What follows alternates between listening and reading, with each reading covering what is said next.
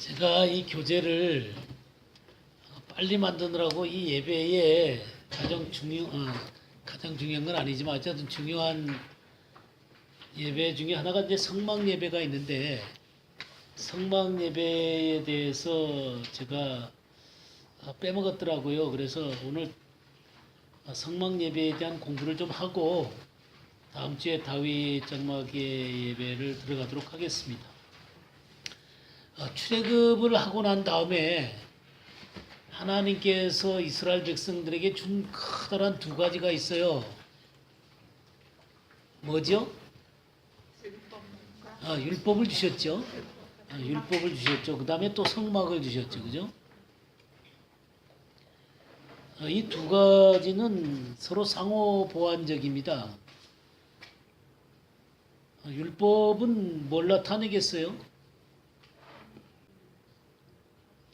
율법은 하나님이 의로우신 분이시다라는 걸 나타내십니다. 첫 번째로 이 율법은 하나님이 의로우시다.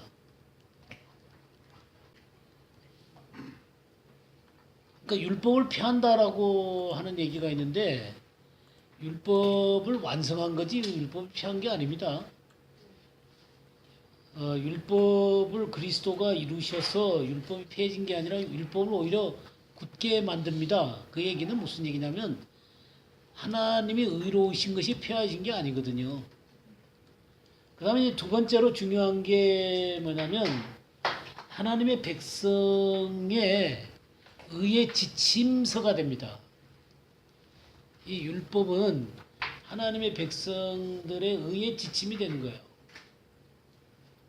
그러니까 율법을 알게 됨으로 말미암아 하나님의 의로우실 뿐만 아니라 내가 그 의로우신 하나님 앞에서 어떻게 살아야 되느냐 하는 게 이 율법을 통해서 나타나는 거예요. 율법도 거룩하다 그랬잖아요. 그죠? 율법도 거룩하다. 또 성경이 신령하다 그랬어요. 신령하다. 로마서에 보면 신령하다라는 말을 썼어요. 그러니까 이 율법의 의의를 바르게 따르면 영적인 세계로 들어갈 수 있습니다. 자, 근데 이제 문제가 뭐냐면 율법도 거룩하고 하나님도 거룩하신데 인간이 그 의의를 지킬 만큼 의롭지 못하다는 데 문제가 있는 것이죠. 그래서 이 의의 기준은 절대로 사라지지 않습니다. 의의 기준은 사라지지 않는데 인간의 의를 지키지 못하니까 그러나 하나님께서는 그런 인간을 여전히 사랑하신단 말이에요. 그래서 이 출애굽한 이 백성들에게 뭘 주셨냐면 성막을 주셨어요. 성막을 주셨어요. 성막을 주신 중요한 이유의 가장 첫 번째는 뭐냐면 하나님이 이스라엘 백성들 가운데 거하시려고 주신 거예요. 하나님이 그들 가운데 거하시려고. 그 다음에 두 번째로 중요한 건 뭘 것 같아요? 예, 이스라엘 백성을 만나시려고요. 이스라엘 백성을 만나시고 말씀하시려고요. 그래서 이 성막은 하나님의 백성이 하나님을 만날 수 있는 길을 제시해 줍니다.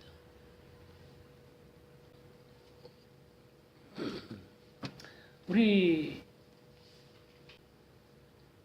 출애굽기 29장 41절에서 46절을 한번 보겠습니다. 한 어린 양은 저녁때 드리되 아침에 한 것처럼 소제와 전제를 그것과 함께 들여 향기로운 냄새가 되게 하여 여호와께 화제로 삼을지니 이는 너희가 대대로 여호와 회막문에서 늘 드리옵니다. 내가 거기서 너희와 만나고 네게 말하리라. 내가 거기서 이스라엘 자손을 만나리니 내 영광으로 말미암아 회막이 거룩하게 될지라. 내가 그 회막과 제단을 거룩하게 하며 아론과 그의 아들들을 거룩하게 하여 내게 제사장 직분을 행하게 하며 내가 이스라엘 자손 중에서 거하여 그들의 하나님이 되리니 그들은 내가 그들의 하나님 여호와로서 그들 중에 거하려고 그들을 애굽 땅에서 인도하여 낸 줄을 알리라. 나는 그들의 하나님 여호와니라. 예. 46절에 그들은 내가 그들의 하나님 여호와로서 그들 중에 거하려고 그랬다 그랬죠? 거하려고 인도해냈다. 그래서 45절에는 이스라엘 자손 중에 거하여 그들의 하나님이 된다. 그래서 이렇게 거하시려고 이스라엘 백성들을 건져내셨어요. 그리고 이 성막을 주셨어요. 그리고 42절에 보니까 이는 너희가 대대로 여호와 회막문에서 늘 드릴 번제라. 내가 거기서 너희와 만나고 내게 말하리라. 그래서 하나님 앞에 제사를 드림으로 말미암아 그들이 죄의 용서를 받고 또 하나님과 만나고 또 하나님은 그들을 향해서 말씀을 하십니다. 그렇게 하시려고 성막을 주신 거예요. 이 성막이 그러한 모습으로 지어졌다라고 하는 것을 말해주고 있습니다. 그러면 이 성막 가운데서 행해지는 것이 이제 제사가 행해지잖아요. 그죠? 제사. 그때는 이제 제사지만 지금 말하면 예배라고 말할 수가 있죠. 그러면 이 성막에서 제사에 대한 구체적인 내용들이 나오는 게 레위기에 나오는 거예요. 레위기 한번 펴보실까요? 레위기 1장을 보시기 바랍니다. 레위기 1장에 무슨 제사가 나와요? 네, 번제가 나오죠. 번제. 네, 1장은 번제가 나옵니다. 그 다음에 2장은 무슨 제사가 나와요? 네, 소제가 나옵니다. 소제. 3장은요? 네, 화목제. 4장은요? 네, 4장부터 해서 5장 13절까지 속죄제가 나와요. 속죄제. 그 다음에 이제 5장 14절 말씀부터 6장 7절까지 속건제가 나와요. 속건제가 나옵니다. 그 다음에 이제 6장 8절 말씀부터 7장 끝까지요. 38절까지 뭐냐면 이 모든 제사들을 행하는 지침이 나와요. 지침. 그러니까 그 제사에 대한 얘기를 쭉 한 다음에 이런 식으로 제사를 드리는 거다라고 짤막한 지침들이 나오는 것을 볼 수 있습니다. 그리고 이제 8장에 들어가면 8장 1절에서 36절까지 제사장의 위임제가 나옵니다. 제사장의 위임식이요. 위임식. 근데 위임식이 뭐냐면 제사를 드리는 거예요. 하나님 앞에 제사를 드려서 위임식을 하게 됩니다. 왜냐하면 이 제사를 집행해야 되는 제사장이 먼저 하나님 앞에 거룩하게 드려져야 되거든요.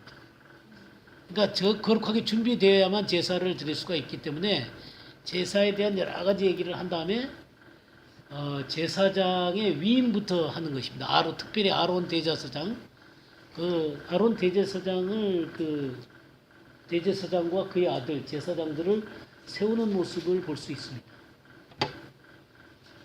그리고 마침내 이제 9장에 들어가게 되면 제사 예배의 시작이 나옵니다. 이 9장은 이 제사 예배의 시작이 나오는 거예요. 처음 시작하는 것입니다. 이제 제사장이 위임이 돼갖고 섰잖아요. 섰으니까 이제 제사를 시작하는 것입니다. 그 제사를 시작하니까 22절 말씀부터 볼까요? 9장 22절. 아론이 백성을 향하여 손을 들어 축복함으로, 그러니까 이 첫 제사가 이제 다 끝나는 거예요. 첫 번째 제사의 내용이 뭐가 나오냐면 속죄제, 그 다음에 번제, 대제사장을 위해서는 속죄와 번제를 드립니다. 9장 2절에 보게 되면 아론에게 이르되 속죄제를 위하여 흠없는 송아지를 가져오고 번제를 위하여 흠없는 순장을 여호와 앞에 가져다 드리고, 그래서 아론을 위해서 속죄하고 번제제를 드립니다. 그 다음에 그 이스라엘 백성들, 이 아론이 이제 그렇게 자신을 하나님 앞에 드리고 나서는 3절 이스라엘 자손에게 말하여 이르기를 너희는 속죄제를 위하여 순염소를 가져오고, 속죄제, 그 다음에 번제, 그 다음에 4절은 화목제를 위하여 여호와 앞에 드릴 수소와 순양을 가져오고 그랬죠. 또 그 다음에 기름 섞은 소제물을 가져오라 그랬어요. 소제물을. 그러면서 이제 첫 번째 제사가 아론을 위해서는 속죄제하고 번제를 드리고요. 백성들을 위해서는 속죄제와 번제와 화목제와 소제를 드리는 거예요. 아직 속건제는 드릴 필요가 없어요. 속건제는 이웃과 관련해서 이 제사가 처음 시작할 때 하나님과의 관계 가운데서 모든 것을 시작하는 거지, 아직 이웃과의 문제는 발생한 게 없기 때문에 속건제는 생략이 됐어요. 그래서 속죄제, 번제,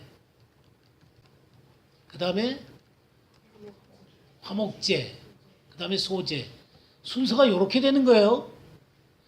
이 레위기 순서를 보게 되면 번제가 나오고 그 다음에 소제가 나오고 화목제가 나오고 속죄제, 속건제 이런 식으로 나오지만 이 제사 드리는 순서는 속죄제부터 시작합니다. 왜냐하면 거룩한 하나님 앞에 속죄를 받아야지 그 다음에 하나님과의 관계가 시작하는 것이죠. 그 다음에 번제가 드려지게 됩니다. 번제는 온전한 헌신을 얘기하는 거예요. 온전한 헌신. 그 다음에 소제는 거룩한 삶입니다.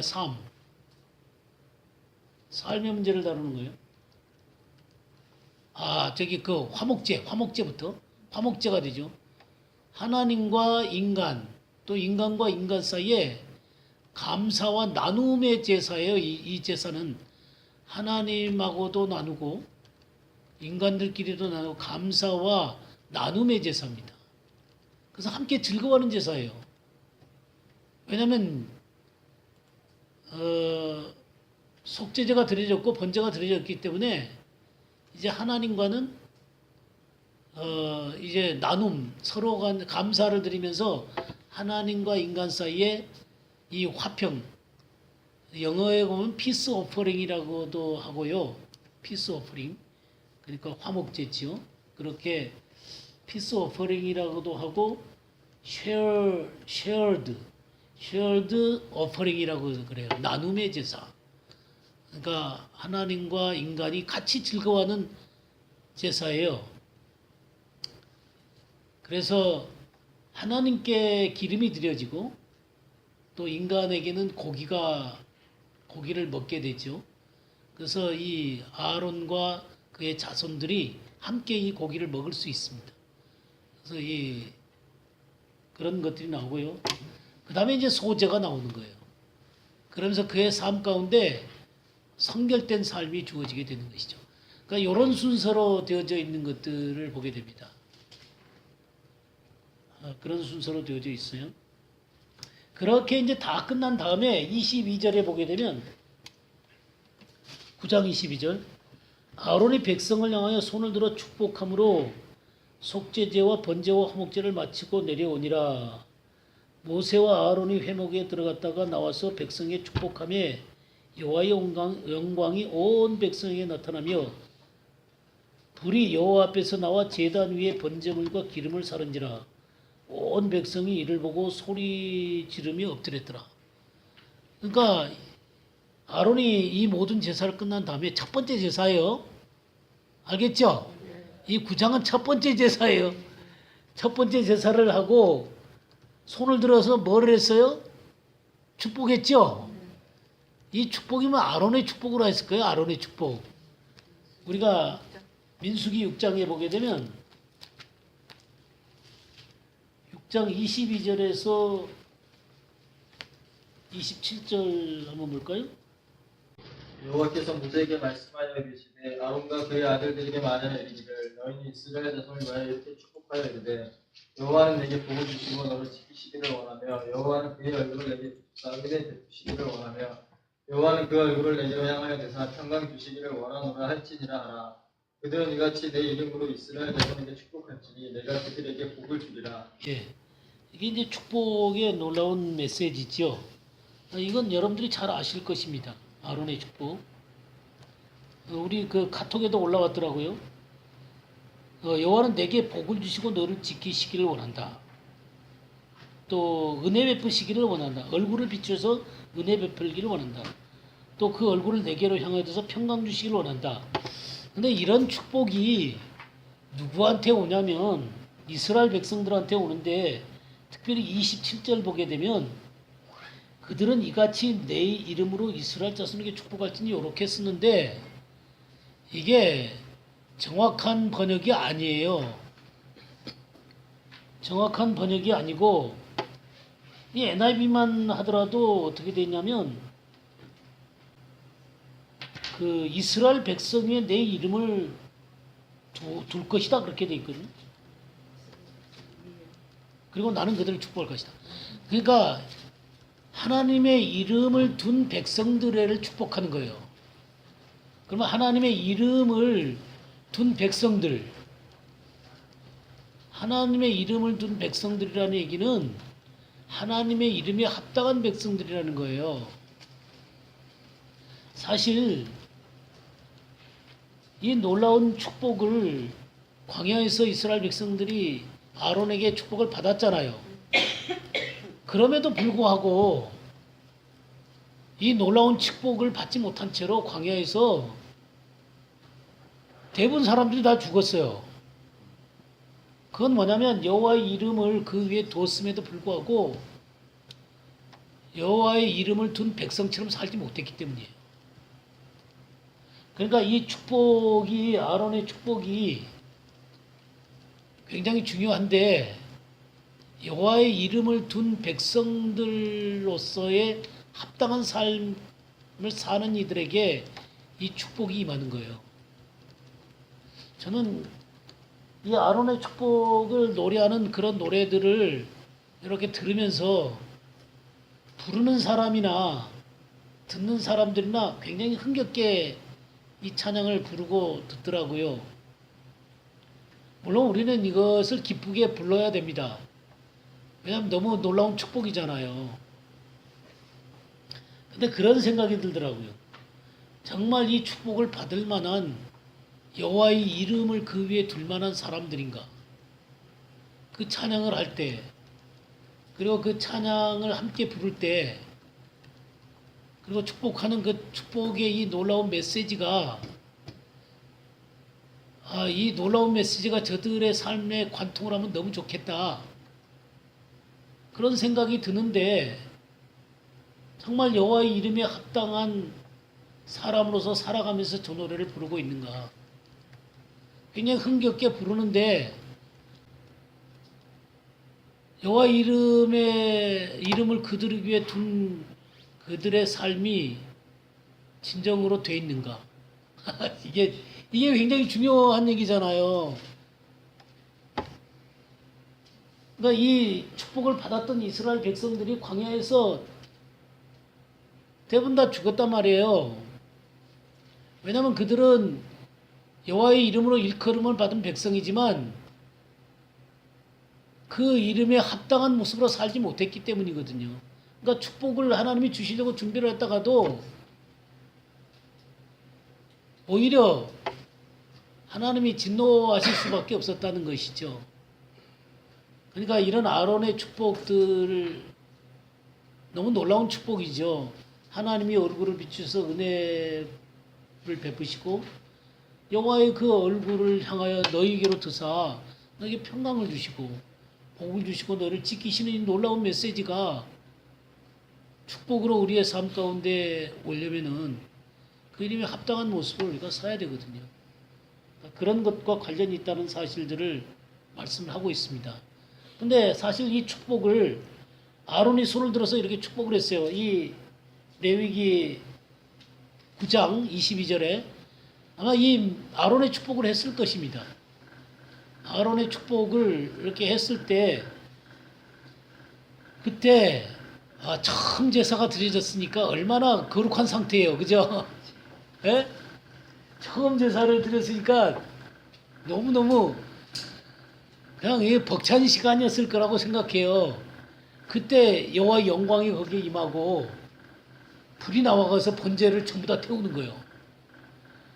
이런 광경은 너무 놀라운 것이죠. 이런 놀라운 광경이 이 첫 예배 가운데 있었습니다. 그러니까 그런 하나님 앞에 합당한 모습으로 드려졌을 때 그러한 것들이 얼마나 놀라운 역사들을 감당해내는가. 우리도 처음 예수 그리스도를 믿었을 때 주님의 은혜가 임해서 우리의 모든 죄들을 용서하고 주님의 보혈의 피로 내 죄가 용서됐다는 것을 알았을 때 여러분 그 감격들 기억하세요? 네? 그 감격들 기억하시죠? 그냥 성령이 임하셔갖고 우리의 삶에 그 하나님의 영광을 그냥 그대로 느끼면서 하나님이 나를 사랑하시고 나를 축복하시고 나를 인도하시는 것에 조금 더 그 의심이 없었잖아요. 그 벅찬 감격과 기쁨을 느끼셨을 것입니다. 아마 그런 장면이에요. 그런 장면. 그런 장면이 이 처음 예배 때 있었다는 것이죠. 자, 그러면 우리가 번제를 한번 볼까요? 번제. 레위기 1장. 이 레위기 1장의 3절 말씀 보겠습니다. 그 예물이 소의 번제이면 흠없는 수컷으로 회막문에서 여호와 앞에 기쁘게 받으시도록 드릴지니 여호와 앞에 기쁘게 받으시도록 드려야 되는데 이 번제물을 기쁘게 드릴 때 4절에 보면 그는 누구예요? 예물을 드리는 사람. 예물을 드리는 사람. 그런 번제물의 머리에 안수할지니 그를 위하여 기쁘게 받으심이 되어 그를 위하여 속죄가 될 것이니라. 그러니까 예배자가 안수를 하는 거예요. 이 번제물에. 예? 그 다음에 잡는 것을 또 누가 잡아요? 5절에? 예. 그는 여호와 앞에서 그 송아지를 잡을 것이요. 아론 자손 제사장들은 그 피를 가져다가 회막문 앞 제단 사방에 뿌릴 것이며 그는 또 번제물의 가죽을 벗기고 각을 뜰 것이요. 제사장 아론의 자손들은 제단 위에 불을 붙이고 불 위에 나무를 벌려놓고 아론의 자손 제사장들은 그 뜬 각과 머리와 기름을 제단 위에 불 위에 있는 나무에 벌려놓을 것이며 그러니까 그가 잡고 아론 제사장들은 어떻게 해요? 그 피를 가지고 어디로 가요? 회막문 앞 제단 사방에 뿌린다 이렇게 돼 있죠. 그 다음에 이제 중요한 게 각을 뜨는 거예요. 각. 이 각을 뜬다 그럴 때 이 각이라고 하는 것은 4조각을 내는 것입니다. 각은 4조각을 내는 거예요. 4조각을 냈다는 건 뭐였어요? 십자가 형태로 쪼개지는 거예요. 이 십자가 형태로 쪼개지는 것입니다. 그 다음에 이 번제에서 제일 중요한 단어는 뭐냐면 9절이에요. 9절. 그 내장과 정강이를 물로 씻을 것이요 제사장은 그 전부를 제단 위에서 불살라 번제를 드릴지니 이는 화제라 여호와께 향기로운 냄새니라. 전부. 이 전부가 제일 중요한 거예요. 이 번제의 핵심은 전부입니다. 전부 불살르는 거예요.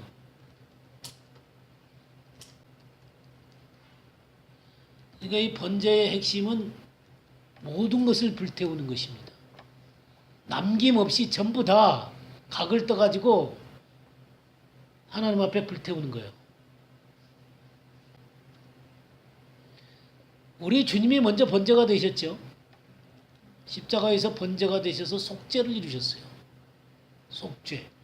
여기 4절에 보게 되면 그는 번제물의 머리에 안수할지니 그를 위하여 기쁘게 받으심이 되어 그를 위하여 속죄가 될 것이다.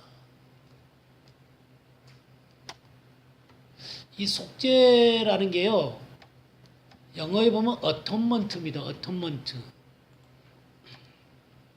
이 어톤먼트는요, 세 가지의 이 어근을 갖고 있는데, 이 AT, 그 다음에 ONE, 원, 먼트, MENT. 이 어톤먼트예요. AT, ONE, MENT. 어톤먼트. 이게 속죄예요. 그러니까 뭐냐면 하나됨이야. 하나됨. 하나됨. 그러니까 뭐냐, 하나님과 우리가 하나가 되는 거예요. 그러니까 속죄라고 하는 것은 하나님과 우리가 하나 되는 것입니다. 하나 되는 것. 그러니까 죄가 사라지기 때문에 거기에 하나가 되는 거예요. 그리고 이건 하나도 남김없이 전부 다 드리는 것입니다. 이제 그런 것들이 첫 번째는 이제 소고요. 그 다음에 순양이 있고, 염소, 양이나 염소일 수도 있고요. 그러나 그 모든 것들은 전부 다 전부예요. 13절에도 전부 그랬죠. 그 전부를 가져다가. 그 다음에 힘이 모자라는 사람들은 세를 드리라 그랬죠. 세 번째. 그러나 어쨌든 다 전부를 불사르는 것입니다. 이 번제의 중요한 것은 전부를 드리는 것이다. 그래서 예수 그리스도를 전부 다 드리셔서 우리를 사신 거예요. 또한 우리도 번제를 드릴 때는 남김없이 전부 다 주님께 드려야 합니다. 그러니까 온전한 헌신이에요. 그러니까 번제가 갖고 있는 의미는 온전한 헌신입니다. 남겨놓는 게 아무것도 없어요. 그게 번제의 의미예요. 이해가 되셨죠? 이게 번제예요. 이게 번제. 그 다음에 소제가 있습니다. 소제. 유일하게 피 없는 제사가 있어요. 유일하게 피 없는 제사는 소제입니다. 속죄와 번제제와 화목제를 드렸기 때문에 더 이상 피의 제사가 필요가 없어요. 이제 소제밖에 없습니다. 소제의 중요한 것은 가루예요. 가루. 고운 가루. 고운 가루. 고운 가루가 되려면 어떻게 해야 돼요? 다 빠져야 돼요. 다 빠야 돼요. 예? 알갱이가 다 빠져야 돼요. 나는 빠지기 싫어요. 그래갖고 알갱이가 있으면 이거는 소재로서 자격이 없어요. 가루가 돼요. 고운 가루. 고운 가루세요? 네? 어떠세요? 알갱이 투색이세요?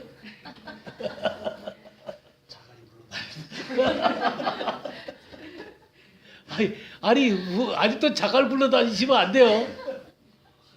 예? 예. 주님, 저 마음대로 부수세요. 저 이렇게 부시든 저렇게 부시든 그냥 부수고 싶으신 대로 부수세요. 그러고 여러분의 의견이 없으셔야 돼요. 뭐 아직까지도 의견을 내세우세요. 주님 앞에 여러분의 의견이 없어야 됩니다. 이 소제의 가장 중요한 건 고운 가루예요. 고운 가루. 내가 주님과 함께 죽었습니다. 주님. 주님만이 제 안에서 사십니다. 왕이세요. 이 고백을 자유스럽게 하셔야 됩니다. 그 다음에 이제 중요한 게 1절에 보니까 고운 가루로 예물을 삼아 그 위에 뭐를 붓는다 그랬어요? 기름을 붓고 그 위에 유향을 놓아. 이 기름과 유향을 놓습니다. 기름은 성령을 상징하는 것이죠. 성령께서 자유롭게 역사하시는 거예요. 생명의 성령의 법이 죄와 사망의 법에서 너를 해방하였음이라 그랬죠. 생명의 성령의 법을 따라 사는 거예요. 성령의 기름 부음으로 충만한 사람입니다. 유향이 있어요. 유향. 우리 주님의 왕대심을 기리면서 동방박사가 갖고 온 선물 중에 유향이 있었어요. 그죠? 유향은 순결한 삶을 상징합니다. 향기로운 삶. 주님의 향기로운 삶이에요. 그러니까 이 향기 있는 삶이에요. 그리스도의 향기가 나는 삶입니다. 온통 인간 냄새 풍기지 말고 인간 냄새 풍기지 말고 누구 냄새를 풍겨요? 그리스도의 향기. 예, 그리스도의 향기, 예, 그리스도의 향기를 풍기셔야 됩니다. 그 다음에 이 5절에 이제 4절에 보니까 화덕에 구운 것으로 소재의 예물을 드리려거든. 구운 것으로 이제 구운 것으로 이 소재를 드릴 때 물론 고운 가루로 해야 됩니다. 근데 여기 보니까 5절에 보니까 뭐를 넣지 마라 그랬어요? 누룩을 넣지 말고 누룩을 넣지 말고 그래서 11절에 보니까 너희가 여호와께 드리는 모든 소재물에는 누룩을 넣지 말지니 너희가 누룩이나 꿀을 여호와께 화제로 드려 사르지 못할지니라.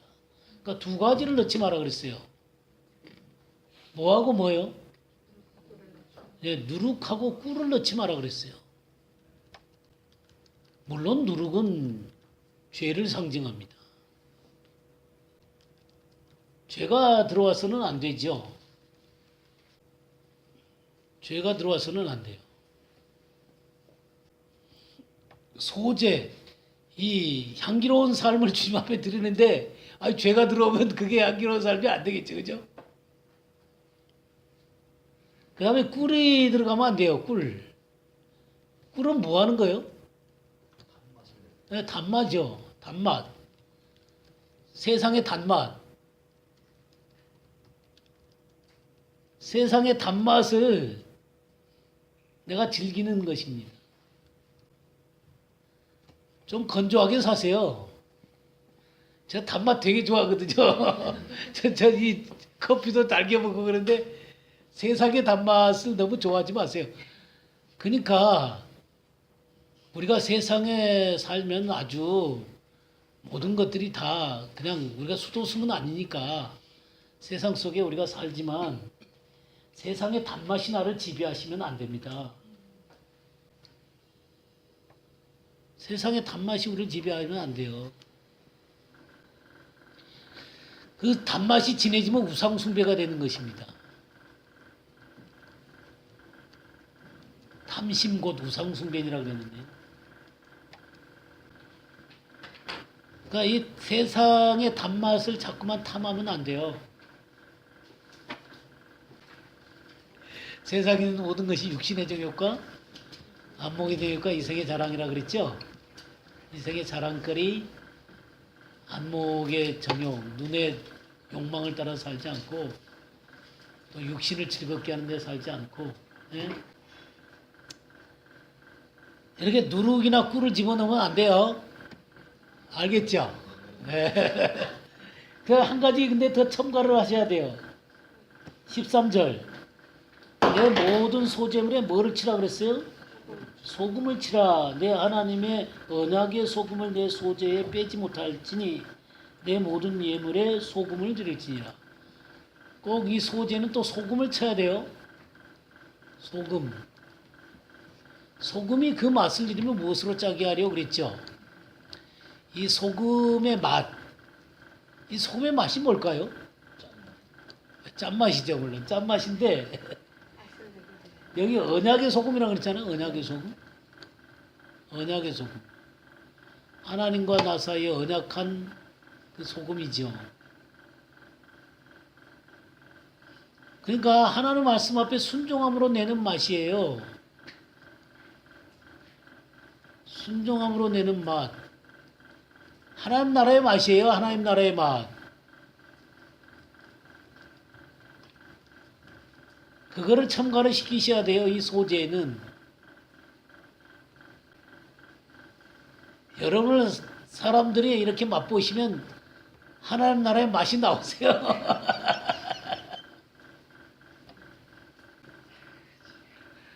네, 하나님 나라의 맛. 이게 소금의 맛이 언약의 소금, 언약의 맛이죠. 주님이 그 누가복음 14장에 보게 되면 많은 사람들이 그 주님들을 쫓아오잖아요. 주님들을 쫓아오니까 주님이 이게 뒤돌아보시면서 아무든지 나를 따라오리든 자기 부모와 형제와 처자와 자매와 및 자기 목숨까지 미워하지 않으면 능히 나의 제자가 되지 못하고 또 자기 십자가를 지고 나를 쫓아오는 자도 능히 나의 제자가 되지 못하고 그렇게 말씀을 하시면서 또 자기의 모든 소유를 버리지 않으면 능히 나의 제자가 되지 못하고 그렇게 말씀하시면서 어떤 사람이 성벽을 쌓는데 성벽을 쌓다가 중간에 그치면 사람들이 비웃는다. 그러니까 저것을 끝까지 내가 다 지을 수 있는지 예산을 하고 그 성벽을 쌓으라고 얘기를 합니다. 자, 주님의 제자로 쫓으려고 생각을 했으면 끝까지 쫓아야 되는데 중간에 예산이 부족하다고 그만둬버려요. 이 그만둔 건물은 좀 흉측하잖아요. 그죠? 이거는 쓸 수도 없고 버릴 수도 없고 그런 상태가 되는 거예요. 또 1만과 저 1만을 가진 군대를 갖고 있는 사람이 2만을 가진 군대와 싸우려고 할 때 먼저 잘 싸울 수 있는지를 예산해 봐라. 만약 싸울 수가 없거든 화친을 청하라 그랬거든요. 그러면 내가 1만을 갖고 이 세상을 살아가는데 2만 대신 주님하고 내가 싸울 수가 없단 말이에요. 그럼 가서 서렌더 해야죠. 항복을 해야죠. 화친을 청해야 된단 말이에요. 근데 그런 것 하지 않고 그냥 자기 힘으로 하다가 딜이 깨지는 거예요. 그러면서 주님이 하신 말씀이 뭐냐면 소금이 만일 제 맛을 잃으면 무엇으로 짜게 하겠는가. 하나님 나라나 세상이나 다 쓸모가 없다 그렇게 말씀을 하세요. 하나님 나라에도 쓸모가 없고 세상에도 쓸모가 없으면 세상처럼 살지도 못하고 그렇다고 하나님 나라의 냄새를 나타내는 것도 아니고 이것도 아니고 저것도 아니고 그냥 확실하게 정해서 살아야 된다 그 말이에요. 이게 소금이에요. 소금. 이런 삶을 살아라는 것입니다. 이게 소재예요. 소재. 이해가 되셨습니까? 네? 소재. 알겠죠? 자, 화목제를 보겠습니다. 화목제도 보면 소를 드리기도 하고 뭐 수컷이나 암컷이나 다 상관이 없어요. 흠없는 것으로 드리는 거예요. 흠없는 것으로. 역시 그 예물의 머리에 안수하는 것입니다. 2절에 안수한다 그랬죠. 근데 참 이것의 특징은 뭐냐면 그래갖고 이제 잡을 때 피를 제단 사방에 먼저 뿌리는 거예요. 그 다음에 3절에서부터 보면 그는 또 화목제의 제물 중에서 여호와께 화제로 드릴지니 내장이 덮인 기름과 내장에 붙은 모든 기름과 두 콩팥과 그 위에 기름 곧 허리 쪽에 있는 것과 간에 덮인 거풀을 콩팥과 함께 떼어낼 것이요 아론의 자손은 그것을 제단 위 불 위에 있는 나무 위에 번점을 위해서 살을 찌니 이는 화제라 여호와께 향기로운 냄새니라. 그러니까 기름과 이 모든 것을 하나님 앞에 완전히 태우는 거예요. 그리고 중요한 게 간과 콩팥에 있는 것들을 떼어서 드리는 거예요. 이 간이나 콩팥은요 인간의 중심부를 얘기하는 것입니다. 이 중심부예요. 이 콩팥은 특별히 그 속사람 할 때 이 속사람이 콩팥이에요. 그러니까 이 중심을 드리는 거예요, 중심. 그러니까 중심의 것은 하나님께로 올려드리는 것입니다. 그 나머지 거는 어떻게 해요? 우리 조금 그 지침을 보게 되면 7장을 보시겠습니다. 7장 11절 말씀부터 보죠. 여호와께 드릴 화목제물의 규례는 이러하니라. 만일 그것을 감사함으로 드리려면 기름 섞인 무교분과 기름 바른 무교전병과 고운 가리에 기름 섞인 구운 감자를 그 감사제물과 함께 드리고 또 유교병을 화목제의 감사제물로 함께 그 예물로 드리되 그 전체의 예물 중에서 하나씩 여호와께 거제로 드리고 그것을 화목제의 피를 뿌린 제사장들에게로 돌릴지니라. 여기 감사제물이라고 그랬어요. 감사제물. 화목제의 중요한 특징은 감사입니다. 감사. 왜냐하면 속죄가 드려졌고 번제가 드려졌기 때문에 이제 하나님과 나와의 사이에 막힌 게 없어요. 그래서 중심은 여호와께 드리고 감사가 되는 것이죠. 나머지 것들은 어떻게 하냐? 28절 말씀부터 보겠습니다. 7장 28절. 여호와께서 모세에게 말씀하여 이르시되 이스라엘 자손에게 말하여 이르라. 화목제물을 여호와께 드리려는 자는 그 화목제물 중에서 그 예물을 여호와께 가져오되 여호와의 화제물은 그 사람이 자기 손으로 가져올지니 곧 제물의 기름과 가슴을 가져올 것이요 제사장은 그 가슴을 여호와 앞에 흔들어 요제를 삼고 그 기름은 제단 위에서 불사를 것이며 가슴은 아론과 그의 자손에게 돌릴 것이며 또 너희는 그 화목제물의 오른쪽 뒷다리를 제사장에게 주어 거제로 삼을지니 아론의 자손 중에서 화목제물의 피와 기름을 드리는 자는 그 오른쪽 뒷다리를 자기의 소득으로 삼을 것이니라. 내가 이스라엘 자손의 화목제물 중에서 그 흔든 가슴과 뒷다리를 가져다가 제사장 아론과 그의 자손에게 주었나니 이는 이스라엘 자손에게서 받을 영원한 소득이니라. 그러니까 이 화목제물의 중요한 특징은 뭐냐면 기름과 뭐를 가져온다고요? 가슴을 가져온다 그랬어요. 그러면 기름은 어떻게 하고요? 태워요. 아까 태우는 거 맞죠? 하나님께 그 중심을 태워드리는 거예요. 콩팥, 간, 그 전부 다 중심이에요. 그리고 하나님 앞에 중심을 드리고 가슴은 어떻게 해요? 흔들어요. 요제 막 이렇게 가슴으로 흔들어요. 그러니까 하나님이 주신 것을 막 기뻐하는 거예요. 그리고 이것은 자기 음식으로 먹는 거예요. 예, 그랬죠? 33절에 보면 아론의 자손 중에서 화목제물의 피와 기름을 드리는 자는 그 오른쪽 뒷다리를 자기 소득으로 삼는 거예요. 가슴도 그렇고 뒷다리도 그렇고. 그 34절 보세요. 내가 이스라엘 자손의 화목제물 중에서 그 흔든 가슴과 든 뒷다리를 가져다가 제사장 아론과 그의 자손에게 주었나니 이는 이스라엘 자손에게서 받을 영원한 소득이다 그랬죠. 예, 이렇게 하나님께도 올려드리고 나도 받는 거예요.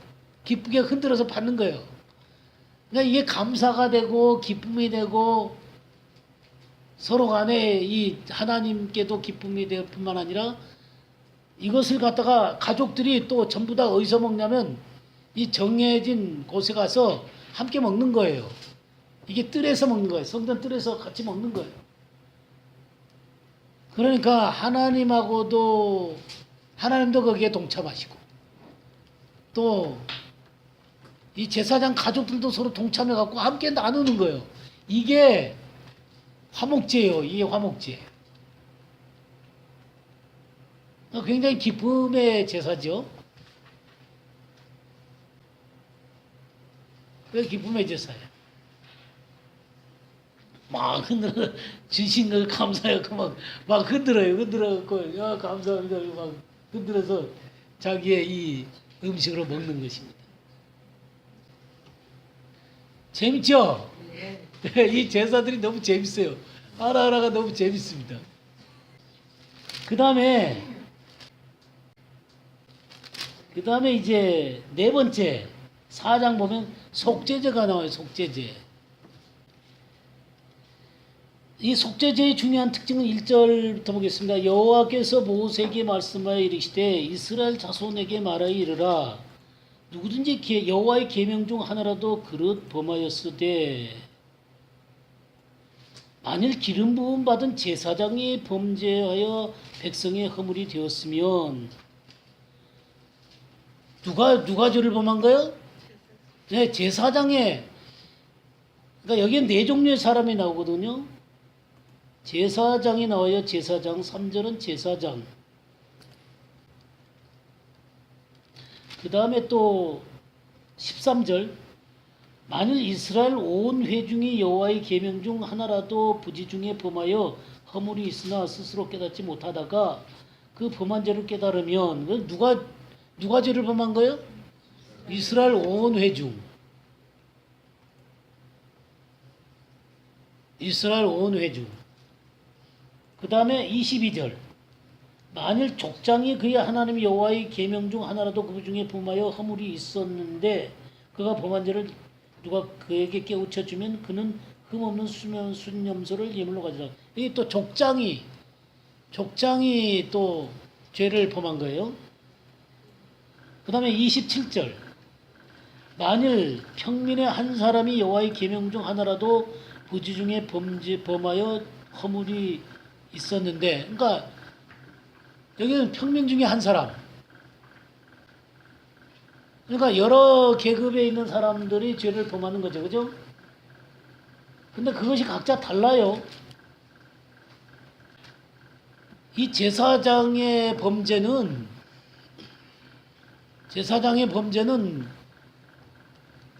그 영향이 온 이스라엘 전체에 퍼질 수가 있죠. 그렇기 때문에 이 하나님 앞에 제사를 드린 이 제사장은 굉장히 중요한 역할을 하기 때문에 하나님께서 이 사람의 죄의 문제를 다룰 때는 이 수송아지를 갖고 잡잖아요. 속죄 제물을 잡아갖고 드려요. 드리는데 그 피를 어디로 가지고 가냐면 4절부터 보겠습니다. 그 수송아지를 회막문 여호와 앞으로 끌어다가 번제단 가기 전에 회막문인 데서 잡는 거예요. 잡아가지고 그 송아지의 머리에 안수하고 그것을 여호와 앞에서 잡을 것이요. 그러니까 이 안수하는 것은 이 동일시하는 거예요. 동일시. 그러니까 두 가지 의미가 있는 거예요. 이 소와 동일시하는 거고 또한 죄의 전가가 있어요. 전가. 그러니까 안수하는 것은 동일시의 의미가 있고 또 하나는 전가의 의미가 있어요. 그래서 이렇게 안수를 하는 거예요. 안수를 해가지고 잡은 다음에 5절에 기름 부음을 받은 제사장은 그 송아지의 피를 가지고 어디로 들어가요? 회막 안으로 들어가는 거예요. 어디까지 들어가냐면 6절 그 제사장이 손가락에 그 피를 찍어 여호와 앞 곧 성전의 휘장 앞에 7번 뿌릴 것이냐. 그러니까 성소 안으로 들어가고 어디까지 가면 지성소 앞에 휘장 앞까지 가는 거예요. 성소하고 지성소 사이를 가로막고 있는 휘장까지 가는 거예요. 거기서 7번을 뿌리는 거예요.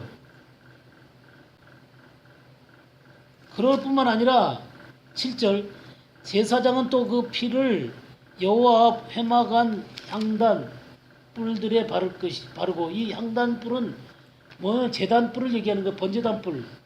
번제단 뿔에 바르고 그 송아지 피 전부를 회막 문 앞 번제단 밑에다 쏟아버리라 그래요. 피를 다 쏟는데 이 번제단의 이 뿔에다가 피를 바르는 거예요. 예, 뿔을 바르는 거예요. 그러니까 이것을 보게 되면 역시 이스라엘 온 회중의 죄의 문제도 같은데요.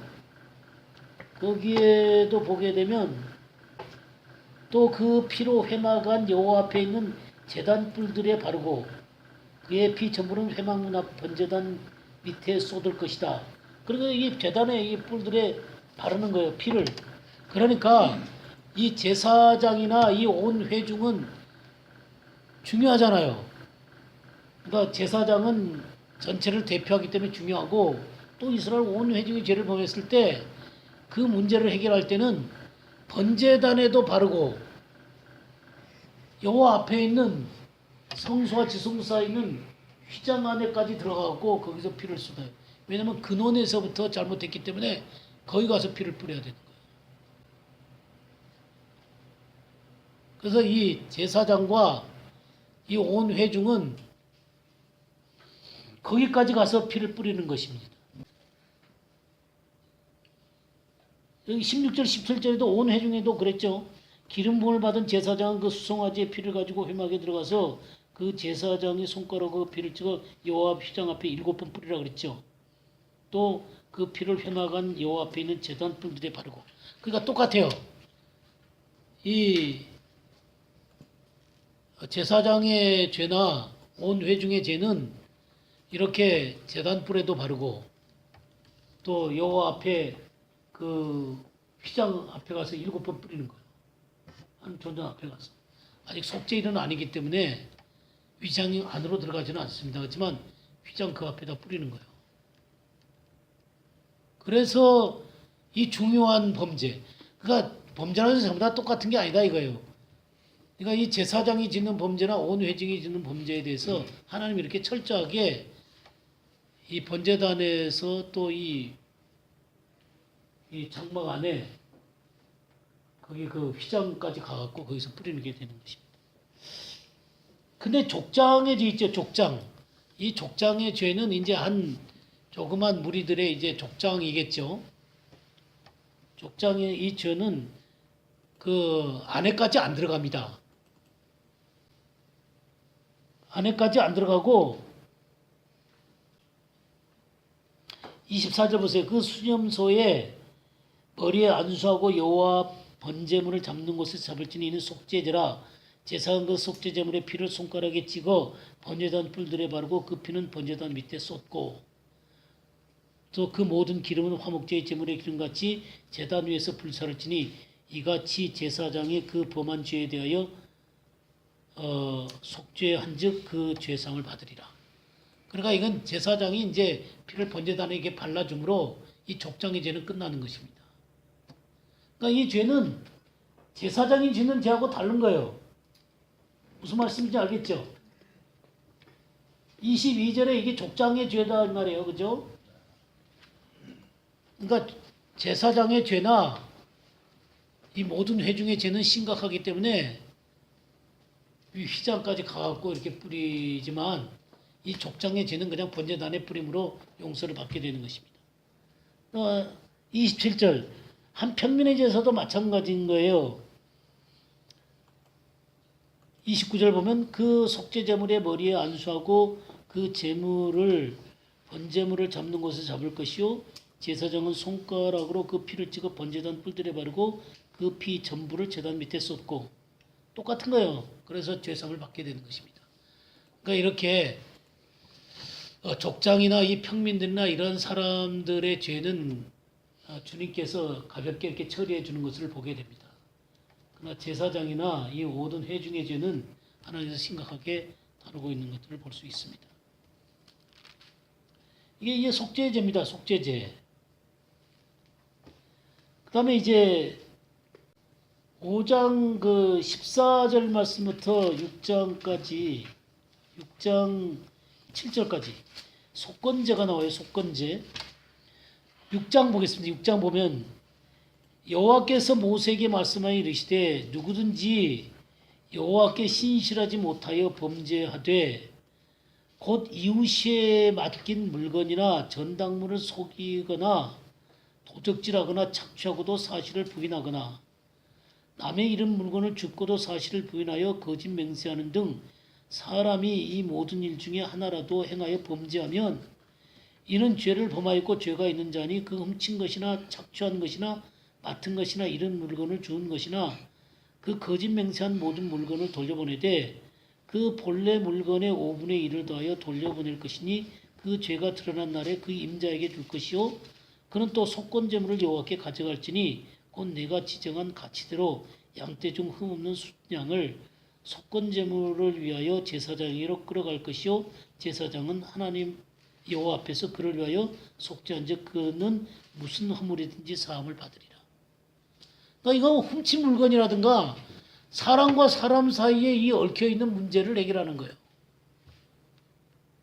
그리고 이 훔친 물건 5분의 1을 더해서 이제 갚고 그것도 죄니까 속건제를 드리는 거예요.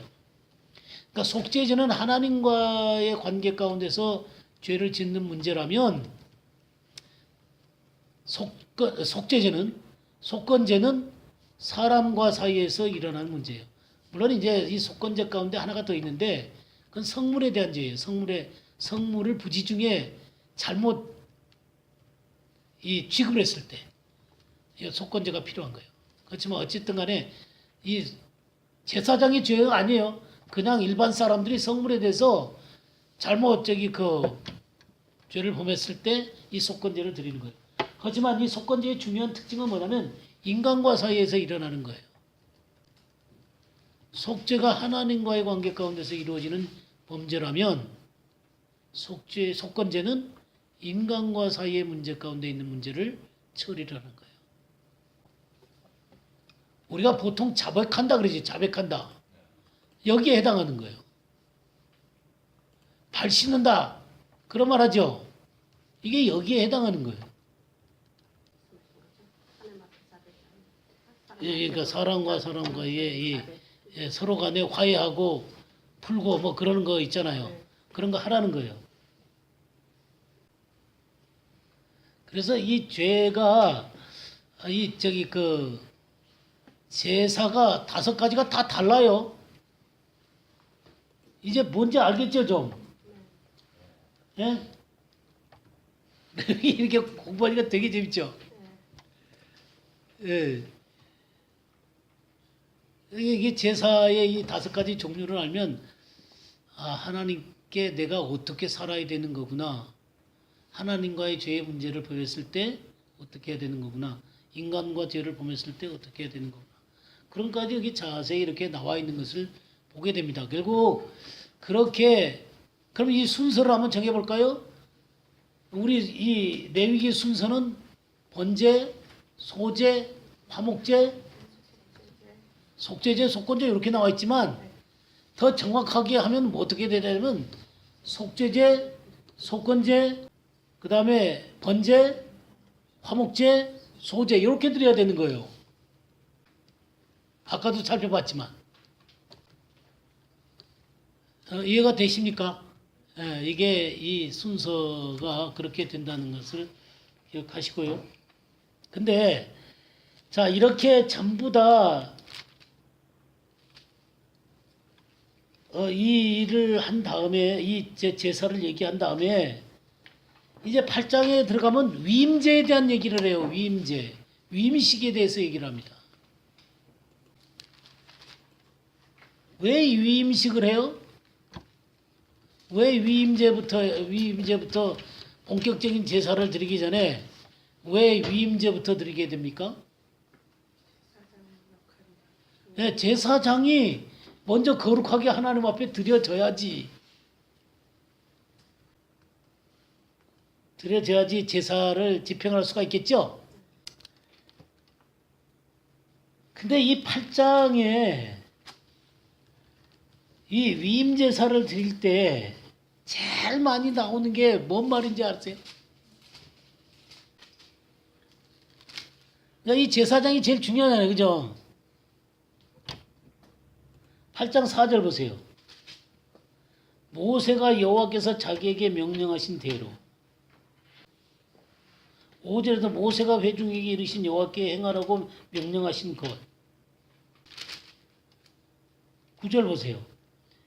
그의 머리에 관을 씌우고 그 관 위 전면에 금패를 붙이니 곧 거룩한 관이라 여호와께서 모세에게 명령하신 것과 같았더라. 13절 모세가 또 아론의 아들들을 데려다가 그들에게 속옷을 입히고 띠를 띄우며 관을 씌우셨으니 그 다음에 뭐라 그랬어요? 여호와께서 모세에게 명령하신 것과 같았더라. 17절 그 송아지 곧 가죽과 고기와 똥은 진영 밖에서 불살랐으니 여호와께서 모세에게 명령하신 것 같았더라. 21절 물론 내장과 정강이를 씻고 모세가 수장의 전부를 제단 위에서 불사르니 이는 향기로운 냄새라. 이를 위하여 드리는 번제로 여호와께 드리는 화제라. 여호와께서 모세에게 명령하신 것 같았더라.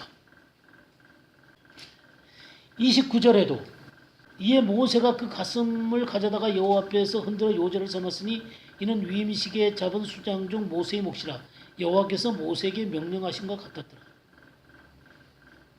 36절 아론과 그의 아들들이 여호와께서 모세를 통하여 명령하신 모든 일을 준행하니라. 뭘 느끼세요? 네? 하나님이 가르쳐준 절차에 준해서 네. 그대로 특별히 제사장에는 이 말이 엄청나게 많이 나와요. 이 말은 뭐냐면 제사장이 그만큼 하나님 앞에 서야 되는 사람들은 어떻게 해야 된다고요? 하나님의 말씀 앞에 순종을 잘 하셔야 돼. 여러분 우리가 왕 같은 제사장들이에요. 이거 아론하고 아론의 아들들에게 주어진 게 아니라 우리가 왕 같은 제사장들입니다. 맞습니까? 요럴 때만 목사님이시지. 뭐 그러지 마세요. 아니 목사님은 제대로 하시고 우리는 좀 제대로 안 해도 그렇게 생각하시면 안 돼요. 여러분들도 왕 같은 제사장들이에요. 예, 어쨌든 자 보세요. 전부 다 이 제사장들에게 이와 같이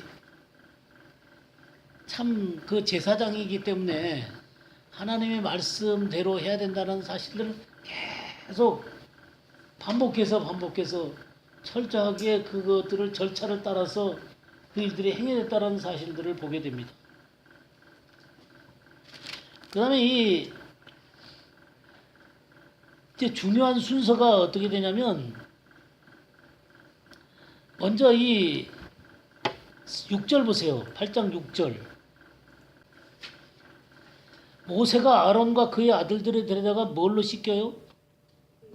네, 물로 그들을 씻깁니다. 물로 먼저 씻겨요. 정결케 하는 것이죠. 그 다음에 중요한 게 뭐를 하냐면 옷을 입힌 다음에요. 옷을 입힙니다. 옷을 입힌 다음에 10절부터 볼까요? 모세가 관유를 가져다가 성막과 그 안에 있는 모든 것에 발라 거룩하게 하고 제단에 7번 뿌리고 그 제단과 그 모든 기구와 물두멍과 그 받침에 발라 거룩하게 하고 또 관유를 아론의 머리에 붓고 그에게 발라 거룩하게 하고 모세가 또 아론의 아들들을 데려가 그들에게 속옷을 입히고 띠를 띄우며 관을 씌우셨으니 여호와께서 모세에게 명령하신 것 같았더라. 그러니까 지금 이렇게 물로 씻고 옷을 입힌 다음에 관을 씌우고 관유 있죠, 관유. 관유를 갖다가 붓는 것입니다. 근데 이 아론에게만 붓는 게 아니라 보니까 어디다 발라요? 제단에 7번 뿌리고 제단과 그 모든 가구와 물두멍과 그 받침에 발라 거룩하게 하고 그러니까 이 성막에 있는 모든 가구들에게 이 기름을 바르는 거예요. 이게 뭐예요? 하나님 앞에 거룩한 것들이라는 것입니다. 이 성막에 있는 모든 것들이 거룩하다는 거예요. 그리고 거기에서 일하는 제사장도 어떻다는 거예요? 거룩하다는 거예요. 그래서 관유를 붓는 거예요. 이 성막 안에 있는 모든 것이 거룩한 거예요.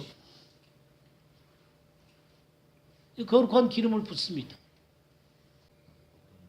관유가 등잔에서 이게 향을 그러니까 이 등잔불에 그 불 붙이는 기름 있죠. 그거예요. 이 거룩하게 만드는 기름이에요. 여기 출애굽기에 나오거든요. 이 관유를 만드는 법이. 거룩한 기름을 만드는 법이 나와요. 그러니까 이 그 한우카 아시죠? 이스라엘 백성들이 그 시리아에게서 이 이스라엘 독립할 때 그래갖고 그 마카비 형제들이 마카비 왕조를 세우잖아요.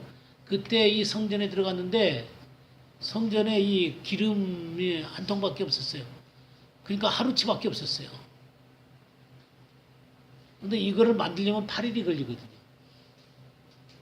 8일이 걸리는데 이 한 통밖에 없는데 이 한 통을 갖고 기름을 붙였는데 하나님이 8일 동안 이걸 태우고 있어요. 그래갖고 8일 후에 이 저기 그 새로운 기름으로 이렇게 갈았거든요. 그래서 이 하누카의 이 절기는 9개의 이 촛대가 7개가 아니라 그때 메노라는 7개잖아요. 그때는 9개예요. 그래서 하나는 이제 키워두는 불을 켜두는 거고 이것이 첫째 날은 8개가 남잖아요. 첫째 날 하나 붙이고 둘째 날 하나 붙이고 셋째 날 하나 붙이고 그래서 이 하누카를 기념하는 거예요. 그러니까 하루치가 8일까지 간 거예요. 그러니까 성경에 수전절이라고 나오는 게 바로 이거예요. 그래서 이 메노라에 불을 켤 때는 기름을 얘기하는 거예요. 그러니까 그 기름을 거룩한 기름이어야 해요. 이 기름을 가지고 제단들이나 다 바르는 거예요. 하나님의 거룩한 성물들이라는 것이죠. 또 제사장들까지도 이렇게 관유를 붓는 거예요. 하나님 앞에 거룩하다는 거예요. 그렇게 해서 하나님 앞에 구별되는 것입니다. 그러니까 물로 씻어 정결하게 할 뿐만 아니라 이렇게 제대로 의복을 갖추는 것이죠. 우리가 그리스도의 옷을 갖춰 입는 거예요. 의의 옷을 갖춰 입는 것입니다. 의의 옷을 갖춰 입고 거룩한 성령으로 기름 부어서 하나님의 일에 드려지는 것입니다. 그러면서 이 제사장들에게 14절 말씀부터 볼까요? 이들의 제사의 순서가 어떻게 되냐면 모세가 또 속죄제의 수양을 끌고자 하잖아요. 그죠? 속죄제가 제일 먼저 나오죠? 그 다음에 18절 번제, 그 다음에 번제가 나와요. 번제. 이렇게 속죄제와 번제를 드리게 되는 것입니다. 이것이 순서죠, 순서. 그 다음에 이제 그렇게 속죄제와 번제를 드린 다음에 이제 위임식의 순양을 드리는 것입니다. 22절에. 그래갖고 위임식의 순양을 드릴 때 그 피를 가져다가 아론의 오른쪽 귓부리와 오른쪽 엄지손가락과 그의 엄지발가락, 그러니까 이 듣는 것, 오른손으로 행하는 것, 발로 걷는 것, 이 모든 것들이 하나님 앞에서 행해야 된다라고 하는 것들을 보여주는 것입니다. 그래서 이 모든 것들을 다 거룩하게 만드는 거예요. 피로. 아론의 아들들도 또 제사장들도 다 그렇게 하는 거예요. 네, 그러고 나서 30절에 보겠습니다. 그렇게 한 다음에 모세가 관유와 제단 위에 피를 가져다가 아론과 그의 옷과 그의 아들들과 그의 아들들의 옷에 뿌려서 아론과 그의 옷과 그의 아들들과 그의 아들들의 옷을 거룩하게 하고, 그러니까 아론과 그의 아들들과 그의 옷들과 그 모든 것들 다 거룩하게 만드는 거예요. 그렇게 해서 위임식이 끝나는 것이고, 속죄제 드리고 번제 드리고 위임식에 이제 그 제물을 드려가지고 이게 이 귀, 오른쪽 귀에 또 오른쪽 엄지 손가락에 엄지 발가락에 이렇게 피를 바르고 또 그 다음에 이제 관유로 이렇게 쏟아붓는. 그래서 하나님의 일에 이제 합당하게 드려지게 된 거예요. 그러니까 이런 것 하나하나를 보면 하나님이 하나님의 일을 맡길 때 엄청 철저하게 이렇게 하는 것들을 보게 됩니다. 절대 이게 대충 하는 게 아니죠. 그래서 위임식까지 끝나는 거예요. 그래서 이제 9장에 처음 제사를 드리게 되는 것입니다. 처음 제사. 그 처음 제사를 드리는데 아론과 그의 아들들을 그 사람들을 먼저 제사를 드리는 거예요. 근데 이 2절 보세요. 아론에게 이르되 속죄제를 위하여 흠없는 송아지를 가져오고 번제를 위하여 흠없는 순양을 여호와 앞에 가져다 드리고. 이제 처음 제사를 드리는데 이 제사에 아론 자기를 위해서 먼저 속죄를 드리는 거예요. 그 다음에 번제를 또 드리는 거예요. 근데 이것으로 땡이에요. 이제 저기 제사장은, 아론 제사장은. 그 다음에 이제 이스라엘 자손 3절 보면 이스라엘 자손에게 말하라 너희는 속죄제를 위하여 순염소를 가져오고 번제물을 위하여 1년 된 흠없는 수송아지와 어린 양을 가져오고 화목제를 위하여 여호와 앞에 드릴 수소와 순양을 가져오고 그 다음에 소제물을 가져오고 그렇게 하는 거예요. 그러니까 순서가 속죄제, 번제, 화목제, 소제 그렇게 돼 있죠? 네, 그렇게 돼 있어요. 15절에도 볼까요? 15절에도 그가 또 백성의 예물을 드리되 곧 백성을 위하여 속죄제의 염소를 가져다가 잡아 전과 같이 죄를 위하여 드리고 번제물을 드리고 규례대로 드리고 소제를 드리되 그 중에서 그의 손에 한 움큼을 채워서 아침 번제물에 더하여 제단 위에서 불사르고 또 백성을 위하여는 화목제물에 수소와 순양을 잡으며 여기는 소제하고 화목제물이 바뀌었네. 소제와 화목제물. 화목제물이 맨 나중이래 보죠. 소제 완전히 그 드리고 나서 화목제로 함께 즐거워하는 이 제사를 드리는 것을 볼 수 있습니다. 자, 이런 제사가 다 끝나고 난 다음에 22절에 아론의 백성을 향하여 손을 들어 축복함으로 이 아론의 축복이죠. 이게 아론의 축복이 나오는 거예요. 아론의 축복이. 그 아론의 축복이 나오는 거예요. 이 아론의 축복을 하는 거예요. 지금 민수기 6장에 나오는 아론의 축복을 이렇게 하니까 아까 아론의 축복에 대해서 얘기했으니까 이걸 끝내고요. 여호와의 영광이 온 백성에게 나타나면서 23절에 24절 불이 여호와 앞에서 나와 제단 위에 번제물과 기름을 사른지라 온 백성이 이를 보고 소리 지르며 엎드렸더라. 그래갖고 이 처음 제사가 드려지니까 하나님의 불이 임하고 번제단에 그 모두들이 타는 거예요. 굉장히 장엄한 순간이었겠죠. 그리고 위임식 예배는 7일간 드리는 것입니다. 7일간.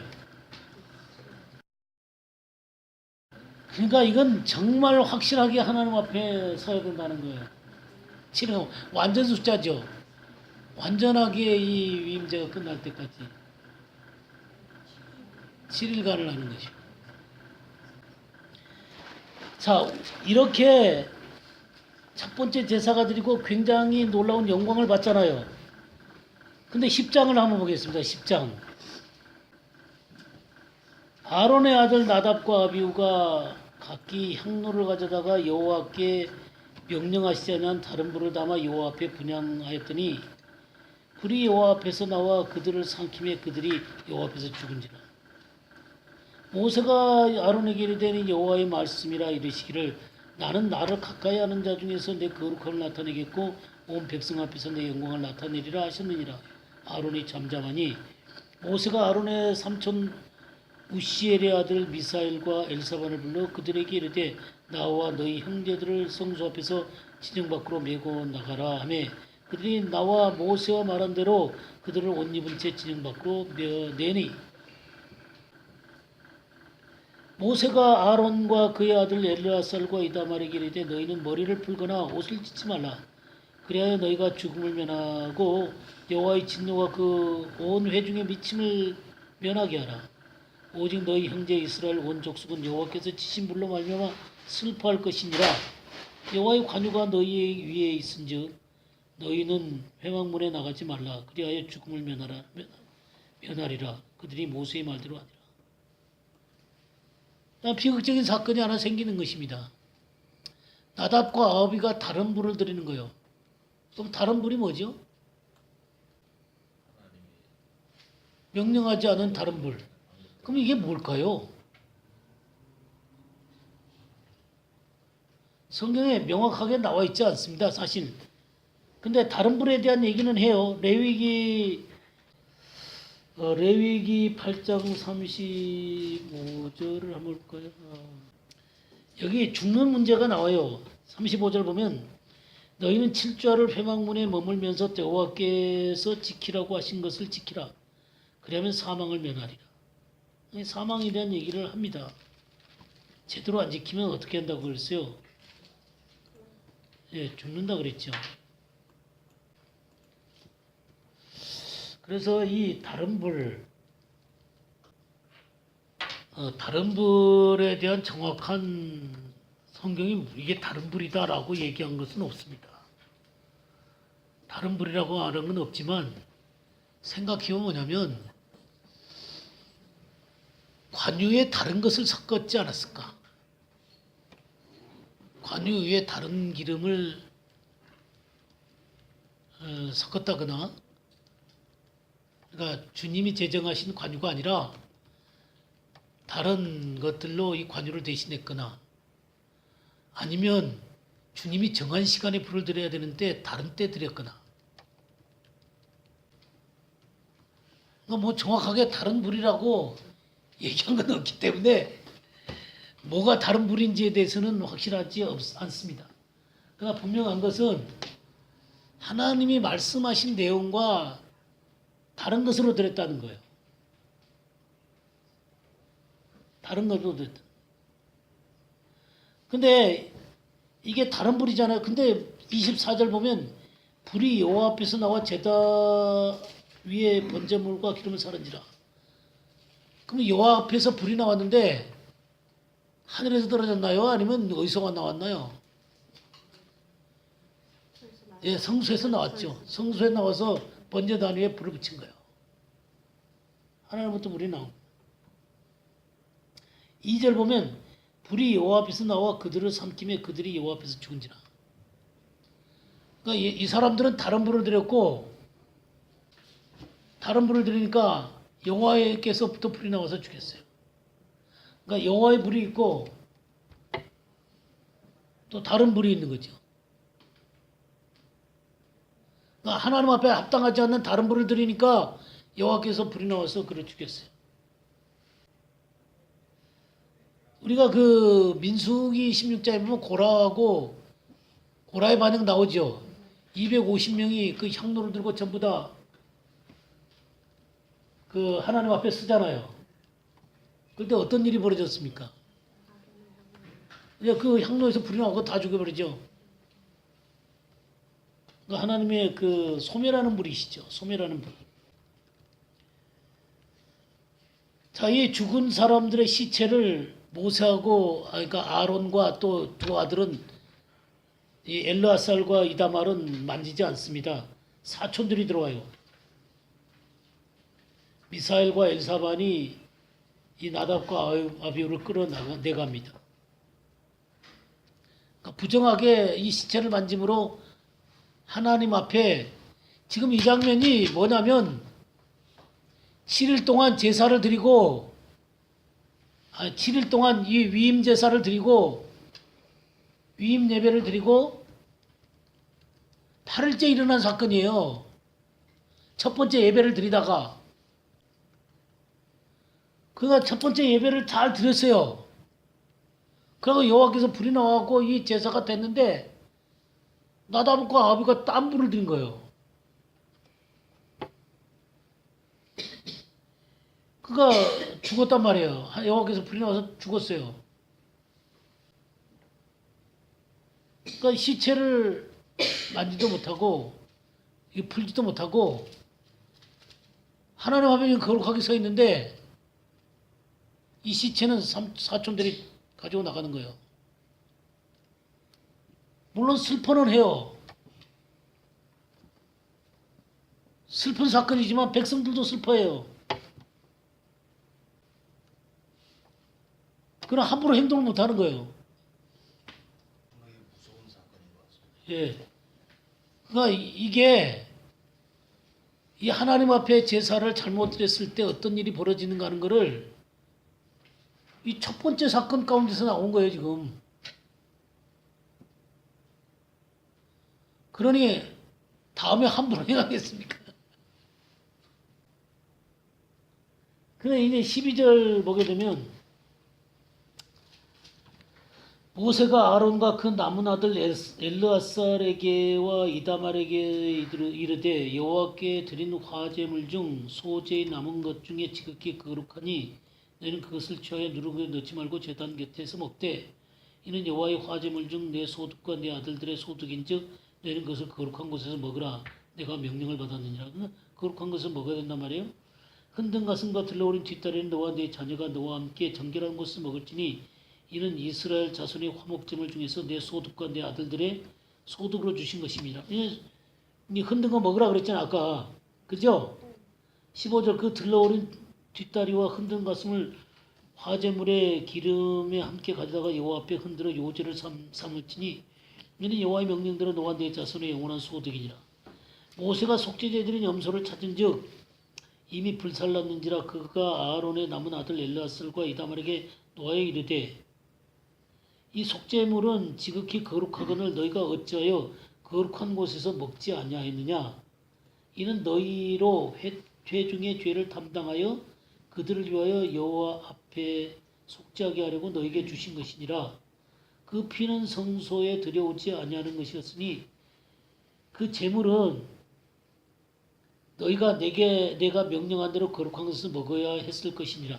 그러니까 속죄나 속건제도요 화목제처럼 일정한 부분을 하나님 앞에 드리고 나면 먹을 수가 있는 거예요.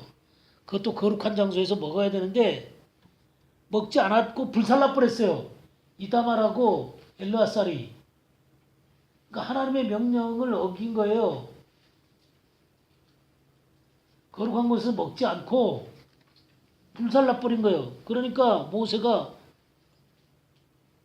18절 뭐라 그랬어요? 그 피는 성소에 들어오지 아니하는 것이었으니 그 제물은 너희가 내가 명령한 대로 거룩한 곳에서 먹었어야 했을 것이니라.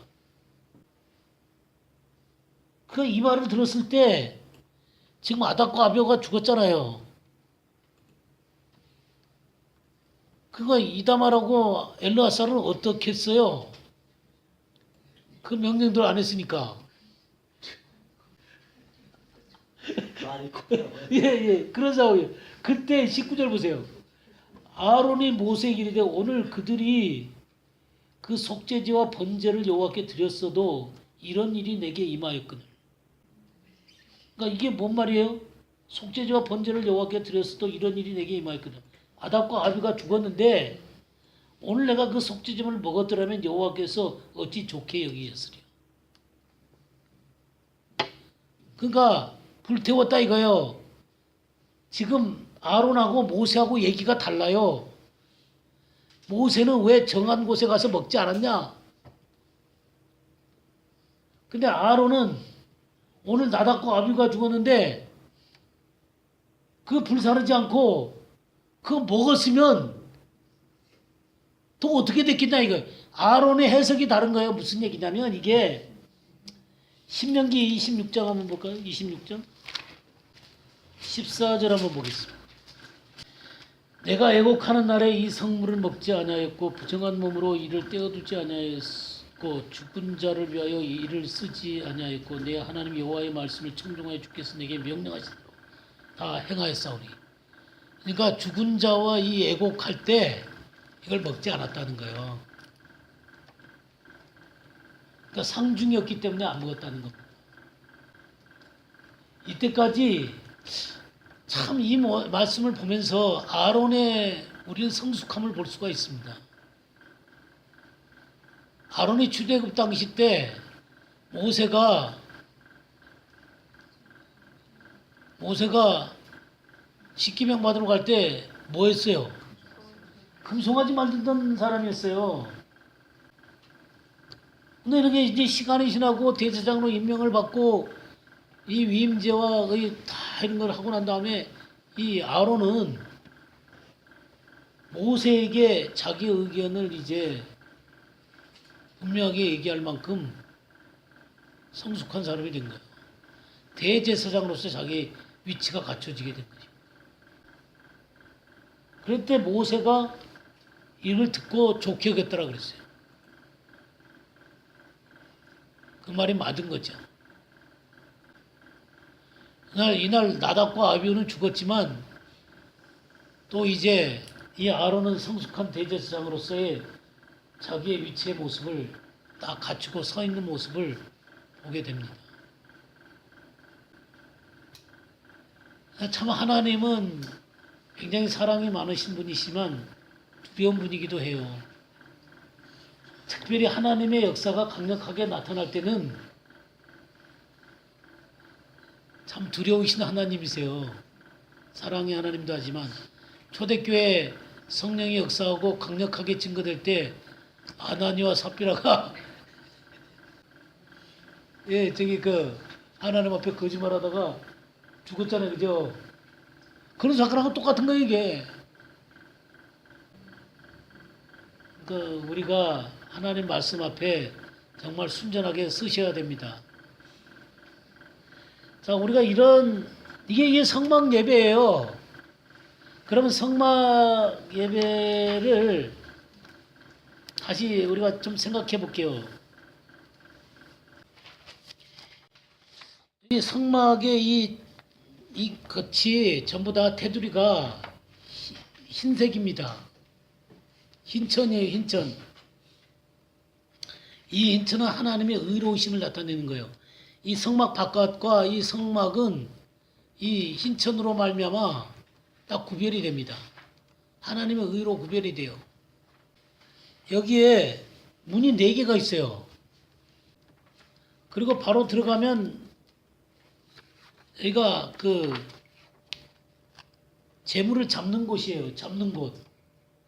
그 다음에 뭐가 있냐면 번제단이 있는 것입니다. 재물을 잡아가지고 이 번제단 위에다 태우는 거예요. 그리고 조금 가서 뭐가 있냐면 물두멍이 있어요. 그리고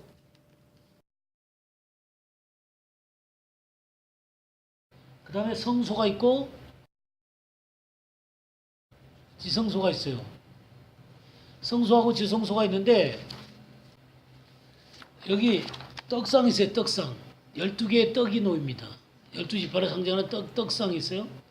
그 다음에 여기에 이제 메노라가 있어요. 메노라가 있고 그 다음에 이 향로가 있습니다. 그리고 여기에 이제 언약궤가 있고 여기 언약궤가 있어요. 이 두 그룹이 이렇게 쫙 그 양쪽에서 이렇게 그룹 사이에 있어요. 그리고 이 언약궤 위에 이 언약궤 위가 이거 속죄소예요. 속죄소. 시은자라 그러기도 하고 속죄소라 그러고 이게 여기가 시은자 이게 언약궤고요. 이 그룹이 양쪽으로 딱 그 양쪽 벽에 닿을 수 있도록 이렇게 거기를 쳐다보는 거예요. 시은자 위를. 상도가 여기 있고. 근데 이 바깥과 이 안은 완전히 구별이 됩니다. 이 하나님의 의로 말미암아.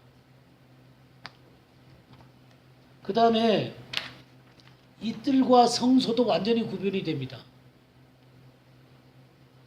이 뜰에는 평민들이 들어올 수 있지만 이 성소 안에는 들어올 수가 없습니다. 누구만 들어가요? 제사장들만 들어갑니다. 그것도 성소 안에밖에 들어갈 수가 없어요. 요 성소 안에 들어갈 수밖에 없어요. 이 지성소는 누가 들어가요? 대제사장이 1년에 한 차례씩 들어가는 거예요. 굉장히 복잡하죠? 예? 이 구조의 과정이 굉장히 복잡합니다. 그리고 여기 들어갈 때마다 다 합당한 행동이 필요해요. 그냥 마구잡이로 들어갈 수가 없어요. 그러니까 과정이 굉장히 복잡할 뿐만 아니라 그 과정마다 합당한 자세를 갖고 들어가야 돼요. 합당한 자세는 어떻게 돼요? 그러니까 그러면서 이 단계들이 다 구별이 뚜렷하게 구별이 되는 거예요. 이거 바깥과 안이 구별이 되고 이 뜰과 이 성소가 구별이 되고 성소와 지성소가 이게 명확하게 다 구별이 되는 거예요. 이게 참 성막 예배라는 게 참 거룩하고 뚜렷한 절차가 있고 단계별마다 다르고 그래서 하나님 앞에 선다는 것이 쉽지 않습니다. 근데 참 놀라운 것은 뭐냐면 이 모든 과정을 예수 그리스도의 십자가로 주님이 완성하셨다는 거예요. 지금도 우리가 여기에 매 갖고 산다면 정말 힘들 것 같아. 근데 예수 그리스도의 십자가에서 이 모든 것을 완성하셨다는 거예요. 그러니까 이런 과정들을 겪으면서 뭐냐면요, 하나님이 얼마나 거룩한 분인가, 인간이 얼마나 죄던 존재인가를 뚜렷하게 보이게 해주는 거예요. 다음 주에 이 예수 그리스도의 이 십자가와 주님의 이 제물 되심과 또 이 성막의 이런 사건과 예수님이 이루신 것의 관계성을 제가 히브리서를 통해서 더 정확하게 여러분과 함께 이것을 같이 공부를 하도록 하겠습니다. 그럴 때 얼마나 우리 주님의 이 사건이 너무 놀라운 것인가, 얼마나 엄청난 것인가 하는 것을 우리가 함께 볼 수가 있을 것입니다. 보면서 이 성막은 한 가지만 더 하고 마치도록 하겠습니다. 이 성막은 모형론으로 생각해 볼 수가 있어요. 그러니까 그리스도인의 구원의 단계들을 모형적으로 생각해 볼 수가 있습니다. 모형적으로 생각을 해 보게 되면 우리가 사복음서가 있잖아요. 사복음서. 문이 4개, 문이 4개. 복음을 듣고 이 하나님 나라 들어가는 거예요. 그러면서 뭐를 보게 되냐면 예수 그리스도가 온전히 속죄제물로 드려진 것을 보게 됩니다. 번제단에서 속죄제물로 드려진 것을 봅니다. 그래서 우리가 의를 얻습니다. 의롭다 하심을 받게 되는 것이죠. 사실 이 의롭다 하심을 받게 되는 것이고, 그 다음에 물두멍을 거치게 되는데, 이 물두멍은 여자들의 손걸로 만드는 것입니다. 그러니까 자아를 비춰보는 것이에요. 이 자기 자아가 발견되면서 이 물로 씻는 작업이 벌어지는 거예요. 그러니까 이 작업은 뭐냐면 자기의 자아의 죽음을 발견하게 되는 것입니다. 로마서 6장에 우리가 알거니와 우리 옛사람이 예수와 함께 십자가에 못 박힌 것은 우리 죄의 몸이 멸하여 다시는 죄에게 종로로 사지 아니하리라 하는 말씀처럼 로마서 6장 6절에 우리가 알거니와 우리 옛사람이 예수와 함께 십자가에 못 박힌 것은 죄의 몸이 옛날 번역이 맞아요. 죄의 몸이 죽어버리면 죽는 겁니다. 이게 몸이 죽는 건 아니에요. 여기 우리나라 번역 이 개정개혁 맞나? 이 번역이 진짜 이건 문제가 심각해요. 이거 죽어 번역하면 우리 죄의 몸이 죽어버리면 우리 아주 죽는 거예요. 이 몸이 죽으면 안 돼요. 이 멸하여가 맞습니다. 멸하여. 쉽게 얘기하면 실직하는 거예요. 실직. 이 죄의 몸이 옛날에 죄의 종로로 타다가 옛사람이 죽었기 때문에 실직을 하게 된 거예요. 다시는 우리가 죄에게 종로로 타지 아니하려니. 그래서 우리 자아가 죽습니다. 자아가 죽고 성령을 따르는 삶을 살게 되는 거예요. 그래서 이 성소 안으로 들어오게 됩니다. 성소 안에서의 삶이라는 게 뭐냐면 떡상, 말씀을 먹는 삶이죠. 그 다음에 이 메노라의 빛, 성령의 빛 가운데 걷는 거예요. 말씀과 성령의 빛 가운데 걷는 겁니다. 그리고 이 향단, 중보기도죠, 중보기도. 그러니까 그리스도 안에서의 영적인 교제가 일어나는 거예요. 그러니까 제사장들의 교제가 일어나는 곳입니다. 제사장이 여기에 들어올 수가 있는 거예요. 그리스도 안에서 영적인 교제가 일어나는. 그리고 지성소 안으로 들어갑니다. 혼자 들어가는 거죠. 그리스도와의 완전한 연합 가운데로 들어가는 거예요. 그리스도의 신부의 삶을 살게 되는 것이죠. 이런 것이 이제 성막이 갖고 있는 모형입니다. 모형.